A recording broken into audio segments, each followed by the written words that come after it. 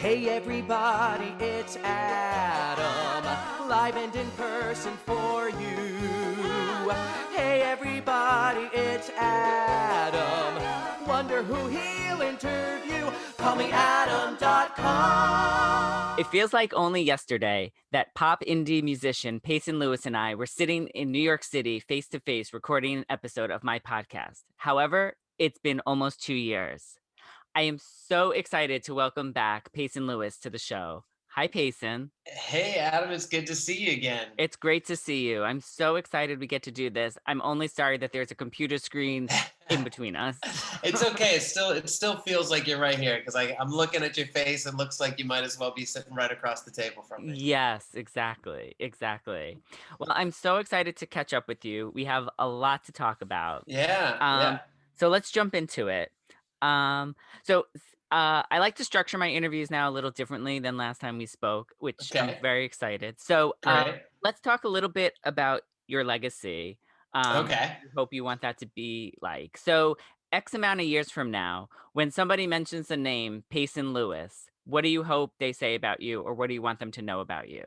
I really hope people, hopefully remember me fondly. I don't know. I think I used to have more like career aspirations in for that response. Like people be like, oh yeah, he did this, that, and whatever. And I feel like the more I age and my creative journey continues, I think I really want people just to think like, oh yeah, that guy made some music and made people's lives better and made a contribution to society. I don't know. Like I feel like I just want people to be happy that I existed. That is a wonderful thing to want. And as someone who's been a fan of you for a few years, I can certainly say that you have made a difference. Okay, well, Yeah. thank you. That You're that welcome. means a lot. So hopefully I can continue in that trajectory. Yes. Now, speaking of your legacy and your music, you have a brand new single out called Only Yesterday. Yes. So how do you want this song and the message of the song about, living in your memories but moving forward, how do you want that to play into your whole life and career legacy? Yeah, I mean, this song coming out right now is I think really apropos about what the song is about. It's about being constantly reminded of things that are not in your life anymore, right? So it's not like, oh, I don't know. It's like you remember in a relationship, it's like you pass a bagel place that you used to go with your person, and that makes you think of them. You see the bagel place, and that you're like, oh man, there's this part of me that's empty now because I used to get bagels there, and now I don't. So, given the state of the world with all this pandemic, I mean, everybody has lost stuff. So you drive down any street, you see any restaurant, you're like, oh yeah, I remember when I used to go in there and I used to have this, part of my life that's not there anymore. So I think that the song sort of reflects that pretty spot on, and it's something that I hope people can connect with and know that, like, yes, we may have all suffered this traumatic year of loss, but there is a way forward, and you just kind of have to continually reinvent yourself, and that's something that I've been doing personally as well, just sort of taking this time to be introspective and figure out ways to improve myself and continue moving forward. I was actually going to ask you, what are some of those ways that you feel like you have improved yourself over this year?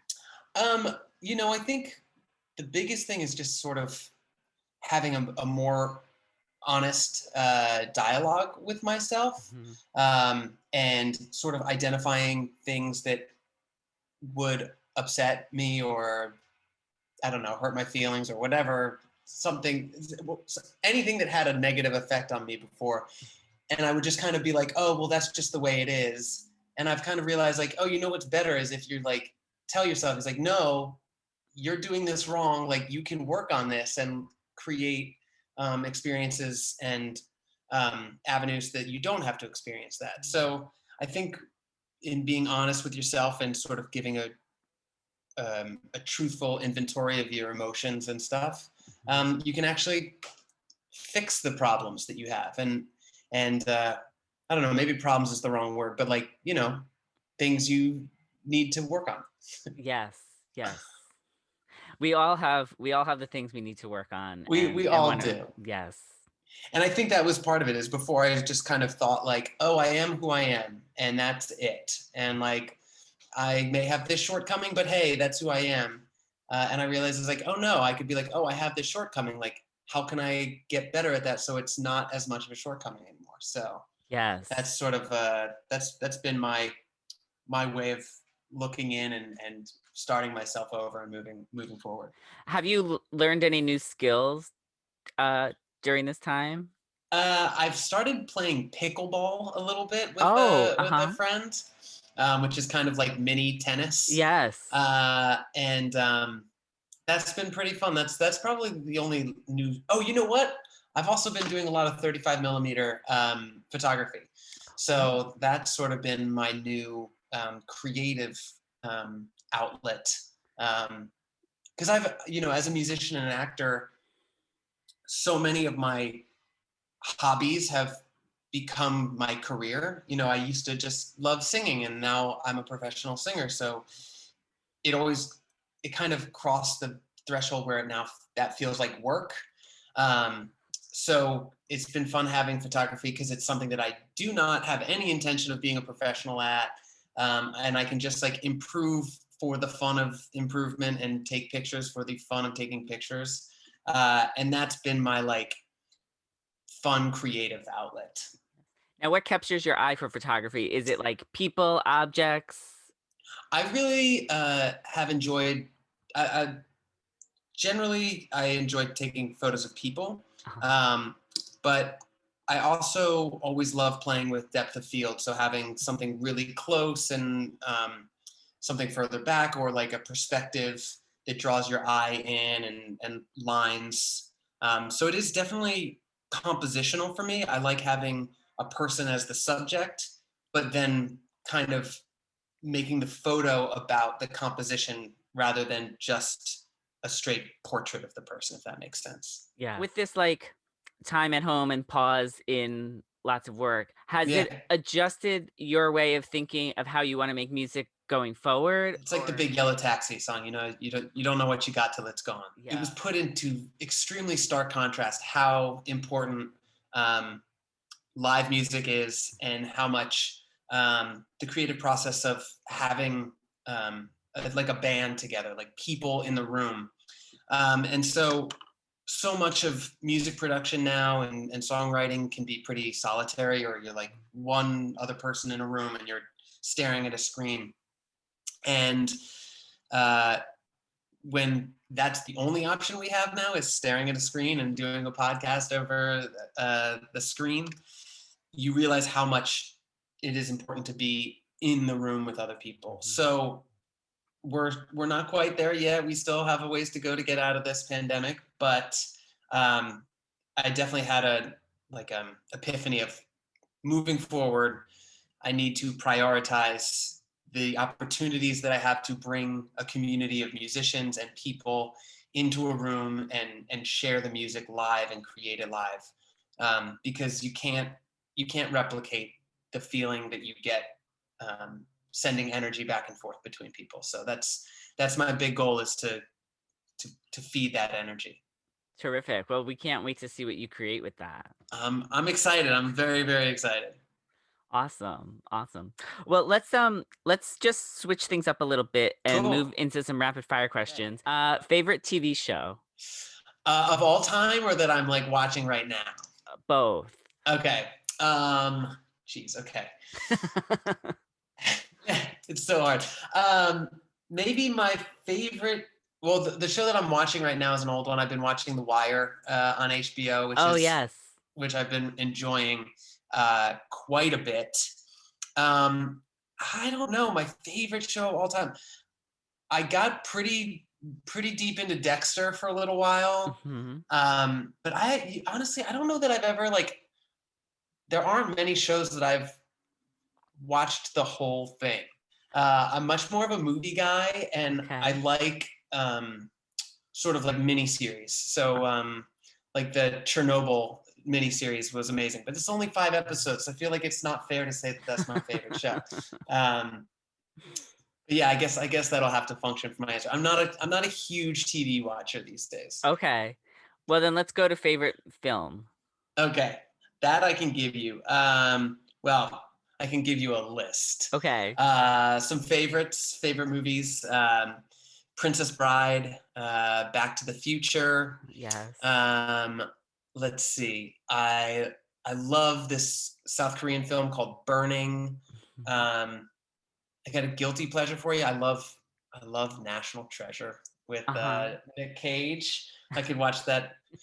Good Will Hunting, not a guilty pleasure. Love Good Will Hunting. Yeah, that's 5 movies. That's pretty good, right? Yeah, that's a good list. Favorite musical? Oof, gosh, these favorites are so hard. Let's see. I grew up.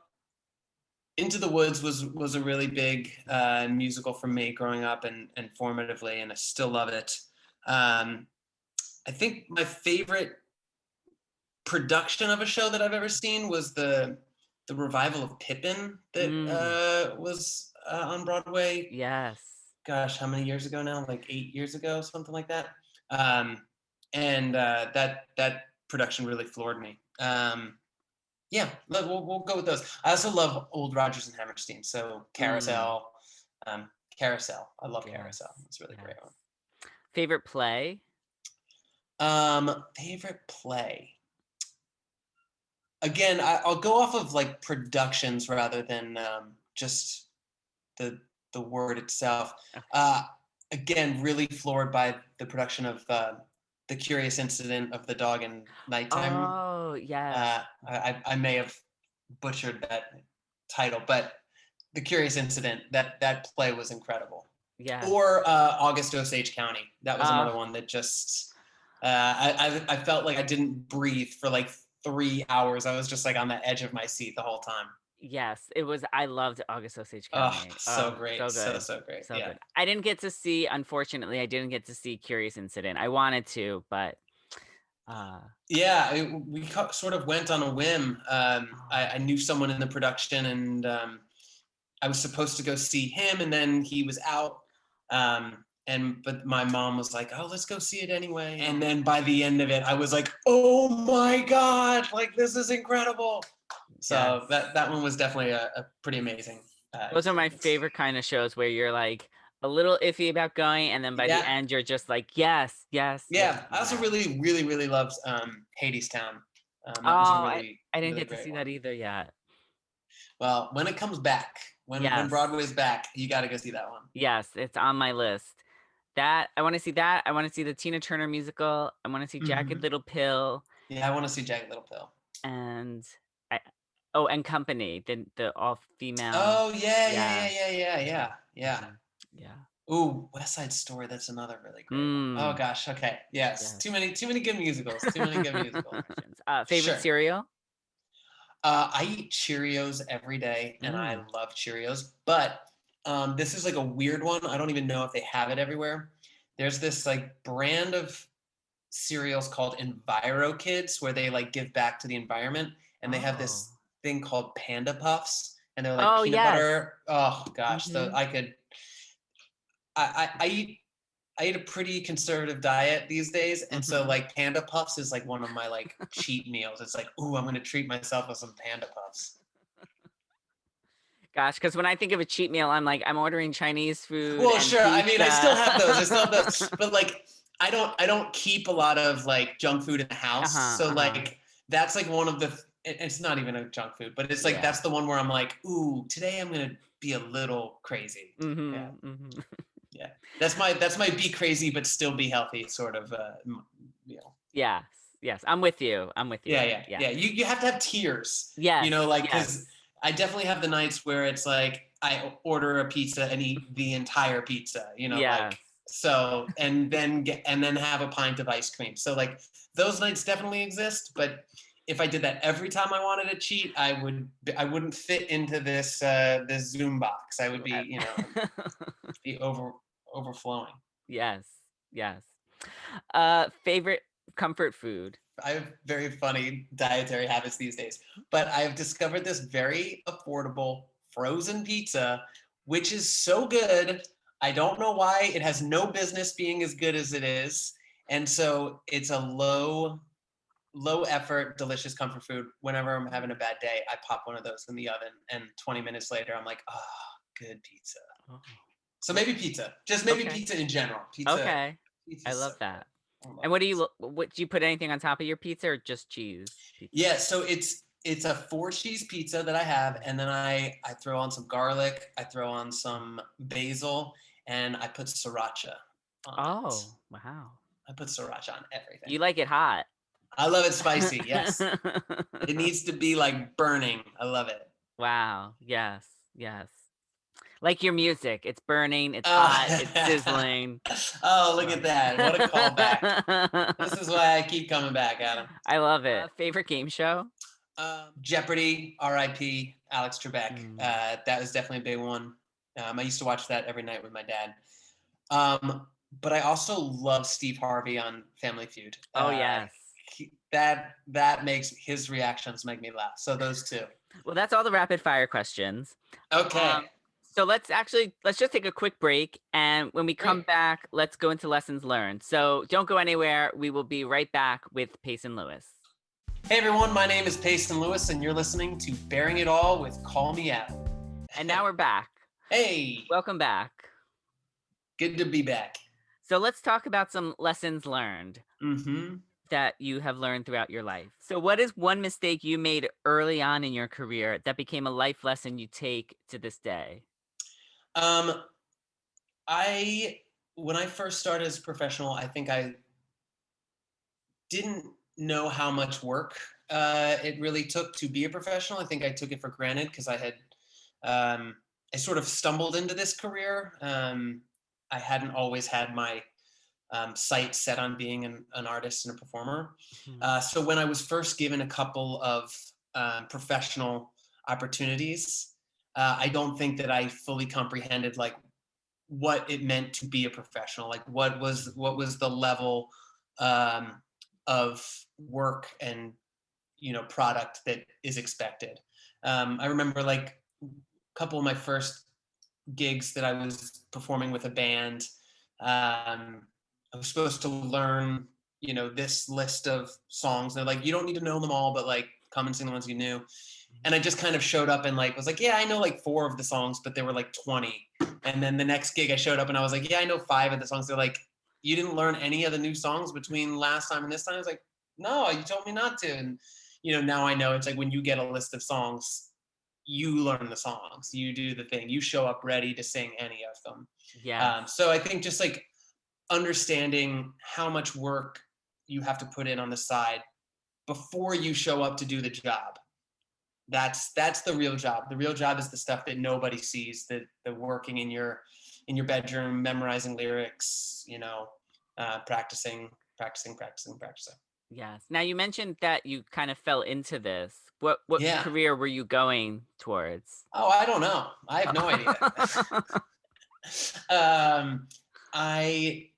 I knew that I wanted to do something related to music. Music has always been a huge part of my life, but I don't think that I knew that I wanted to be an artist or even just a singer or an actor. Like I had interest in these things. These were what I thought were hobbies growing up.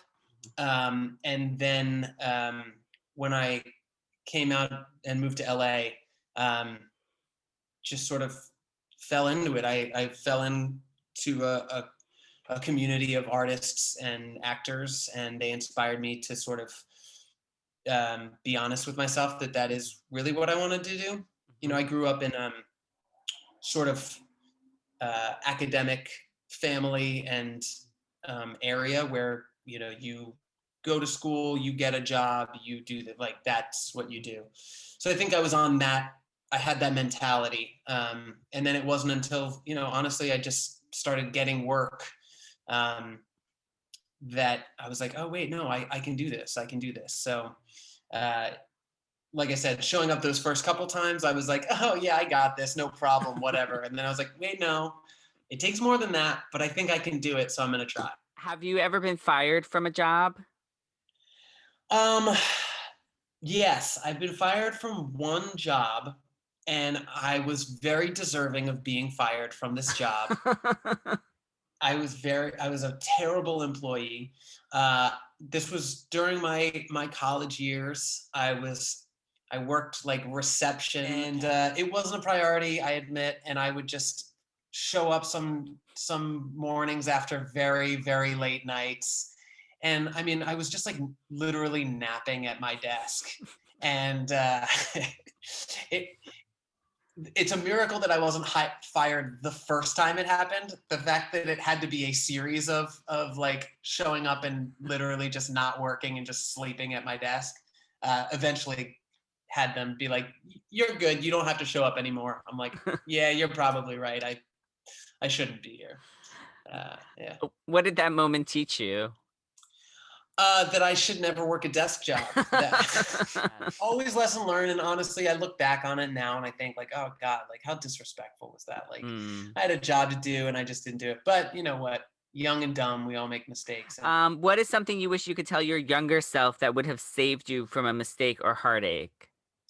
I think I would tell my younger self, and I'm still telling myself that this now, which is why I know I needed to hear it a lot when I was younger, is that you don't always have to like do everything perfect and follow every rule, and do it exactly by the book. I've always had this sort of like need to be exceptional, like not that I needed to be exceptional, but I needed everything I needed to do well. So it's like I always had the mindset of like, if you're gonna do it, be the best at it. Or, if you're gonna cook homemade fried rice, like make it the best fried rice you've ever made, like or whatever. So in doing that, I would always like follow everything to the T. It's like, no, if I'm gonna make this the best, I have to do this because they tell me to do that, and then you do this, and then you do that. And I've realized much more that the best that I can do is not always the best, like the practices that they've set out as best practices. Like what works for you works for you.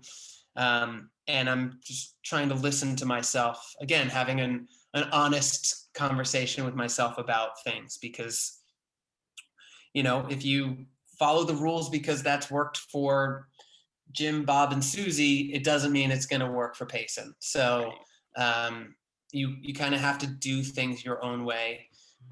With my music, I was kind of releasing things in a way that was what I was told was like, this is how you do it, this is how you market it, and all this stuff. And I realized that it wasn't as fulfilling for me. And so I've kind of been changing my mindset about that. And so I wish I could tell myself, just like, do you more, do what makes you happy, and it will end up making the product better. And then you'll end up being exceptional, which is the point in the first place. Yes. Yeah. Yes. And lastly, what have you learned from playing your favorite game on your phone?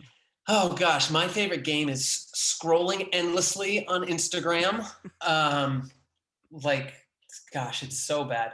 I honestly, I don't play very many games on my phone, but like I said, I am a doom scroller. I will scroll for days. So what have I learned? I've learned everybody's favorite vacation spot. I know what they had for dinner last night. I know, that your sister's having a boy. Like, I know everything. That's not true, but but I do. I feel like, back when we used to hang out with people, like parties where people would show up and we would talk to them. Yes. I remember it was getting to the point where it would be weird because I would like talk to someone who I haven't seen in like, however long, and I'd be like, oh yeah, you're doing this, and this. Like, I'm like, oh my God, how do I know so much about this person's life? This is crazy. This is weird. I shouldn't know all this stuff. But yeah, that's how, because people put every single thing on social media. They put it out there, and I'll tell you, man, they have that algorithm dialed up perfectly for me. I can't stop. I like look at myself in the mirror. I'm like, put your phone down. I put it down, and then like I turn around. And I'm like, I wonder if anything new is on my phone. Like, boom, boom, boom. Like, you just put it down, dude. It's bad. I readily admit it's something that I'm aware of and need to work on for myself. Well, I think we all do. Yeah. All right. Well, that's it for lessons learned. I'm glad you've learned some things in your life. Always learning. We should always be learning. So We I should. may have learned that, and when we do this next interview in X number of years, I'm sure that Payson will have words of wisdom to tell this one that I have it all wrong right now, and I'll fix it later. So. Well, I can't wait to hear. So now I have a new segment called In the Closet with Call Me Adam, because I record all my podcast episodes in my closet. I love it. So what is one physical item you have in your closet? This is an item that not everybody has. I have an entire, well, I guess I'm talking to someone who has it. I have my entire vocal recording booth in my closet. So I have a full size computer monitor. I have a professional microphone. I have a headphone amp, and yeah. Otherwise, my closet is like clothes and then sound treatment. That's it. It is like it's basically a workspace now. Yes. Well, that's it for In the Closet segment. So we're already now at the end of the interview. Oh gosh. And I know it goes by so fast with you. But as you know, I always end my interviews playing off of the title of my podcast, Bearing It All with Call Me Adam. So if you were to bear it all and reveal something about yourself that you haven't talked about previously, what would you share with me today? And it can't be what you shared with me last time. Again, through this pandemic, had a lot of time to be introspective and sort of be honest with myself. And I've been working a lot about just like general insecurities I have about myself. And I've always felt that, like, even now that I've been a professional artist, performer, whatever, for however many years, I feel like everyone's about to like figure out that I'm just faking it.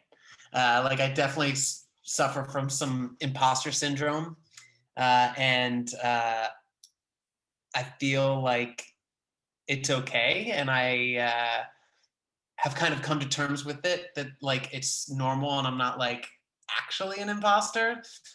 So I don't know. Is that what I shared last time? No, that's not. Okay. Again, going back to what I was saying about like being exceptional, I've always had this feeling that I needed to like portray a perfect image of myself.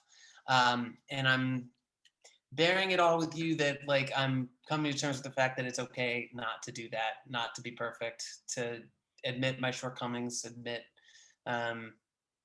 my weaknesses and insecurities. And so I have a lot of them, as most people do. Yes. So all you kids at home who thought I was perfect, you're wrong. I'm messed up. I got all sorts of problems. Well, thank you for sharing that. That's the way to end an interview. Exactly, right there, right? Exactly. I'm not perfect. Yeah. Well, everybody listening and watching, be sure to stream, download Payson's new single, Only Yesterday. Yes. Check out his music on Spotify, his videos on his website. Everywhere you stream music, you can find Payson Lewis. You can find me, Payson Lewis, Only Yesterday. Lots of new music coming soon. So Thank you, everyone, for listening, and keep supporting this guy, Adam. He's a good guy. Thank you. Keep coming back for more Bearing It All. Yes, I second that. He'll get the dirt and the scoop and the story, for he happens to be in the know. Just ask anybody who's Adam. Adam lives for the business of show. CallMeAdam.com.